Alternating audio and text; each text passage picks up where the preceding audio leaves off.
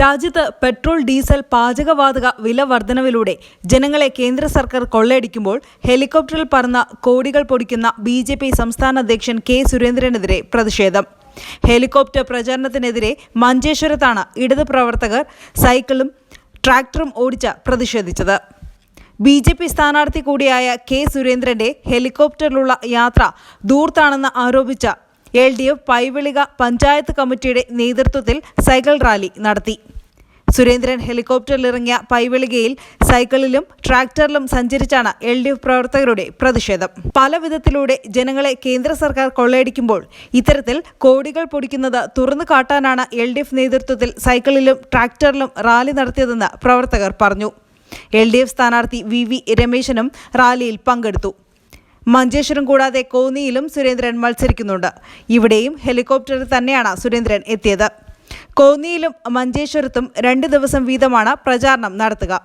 കോന്നിയിലെ പ്രചാരണത്തിന് ശേഷം മഞ്ചേശ്വരത്ത് എത്തും. അവിടെ 2 ദിവസം കഴിഞ്ഞ് വീണ്ടും കോന്നിയിലേക്ക് മടങ്ങും. ഇതിനിടെ മറ്റു മണ്ഡലങ്ങളിൽ കൂടി എത്തും. ഇതിനായി പാർട്ടിയാണ് ഹെലികോപ്റ്റർ ഏർപ്പെടുത്തിയിരിക്കുന്നത് എന്നതാണ് സുരേന്ദ്രന്റെ ഭാഷ്യം. കെ.സുരേന്ദ്രനെ പോലെ ഭാഗ്യം ലഭിച്ച ഒരു ബി.ജെ.പി. നേതാവ് കേരളത്തിലുണ്ടായിട്ടില്ല എന്നതായിരുന്നു ബി.ജെ.പി. നേതാവായ ശോഭാ സുരേന്ദ്രന്റെ അഭിപ്രായം. സുരേന്ദ്രന്റെ ഈ ഹൈടെക് പ്രചാരണത്തിനും ധൂർത്തിനുമെതിരെ ബി.ജെ.പി. നിന്ന് തന്നെ പ്രതിഷേധമുയരുന്നുണ്ട്. ബി.ജെ.പി. സംസ്ഥാന അധ്യക്ഷൻ കെ.സുരേന്ദ്രൻ വീണ്ടും രംഗത്തിന് 2ാം തട്ടകമായാണ് കോന്നി തെരഞ്ഞെടുക്കുന്നത്. 1ാം തട്ടകം മഞ്ചേശ്വരം തന്നെയാണ്.